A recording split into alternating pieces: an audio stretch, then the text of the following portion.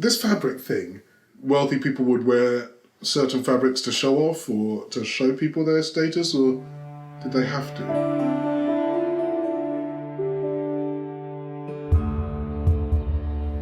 The sumptuary laws and fashion in Tudor times.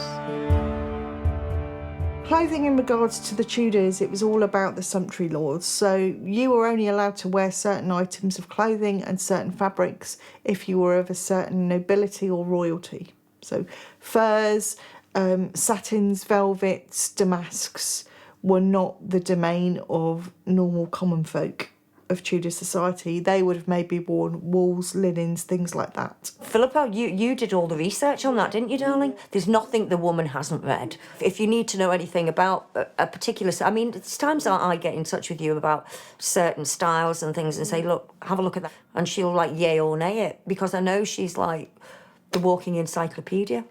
Tailors, for example, were mostly men. I know Gina wouldn't like me to say that, but they'd sit on their tables in their front windows with their candles lit, showing their wares and their work, and be sat sewing cross-legged on tables. I'm the Tudor Dreams historical costumier. I've specialised in the Tudor period of clothes because that's what brings me the most joy. I love copying the designs from portraiture. I try and take a pattern for a gown from a portrait, and it takes many, many times to get the portrait, the pattern right. The only clothes we have from that date is the Toledo gown. I got a lot of inspiration from my gowns, from that gown, and from portraiture. That's basically where my inspiration comes from.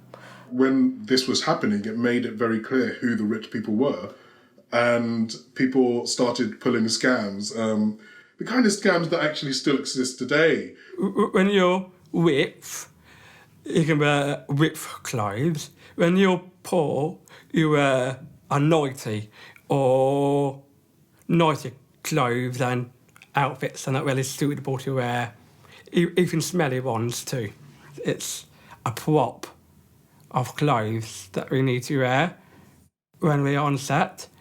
When we finished our set, we get back to our normal clothes. I don't mind it, it's a bit itchy. So with Jane, what I find interesting about her is she isn't actually dressed as a noble, but she isn't dressed as a servant. In May 1536, Anne had ordered her a gown. She'd also ordered her a satin cap, an embroidered cap, and then Jane goes into Princess Mary's household, and from 1537 onwards there are records of Mary buying Jane gowns in certain colours, certain fabrics. We're aware that Mary actually purchased horses for Jane, that she purchased livery for Jane, stirrups, things like that. Will also had his own horses, his own livery, his own leather work for his horses. The interesting thing with disabled people at court, they would sometimes be given what we'd think of as a carer today. They were called keepers. So these keepers were responsible for making sure and meeting the needs of these two particular disabled people. And this was a responsible way for looking after these disabled people who were unable to make those decisions for themselves in terms of money and the things that they needed. The ultimate responsibility for those finances was the monarch.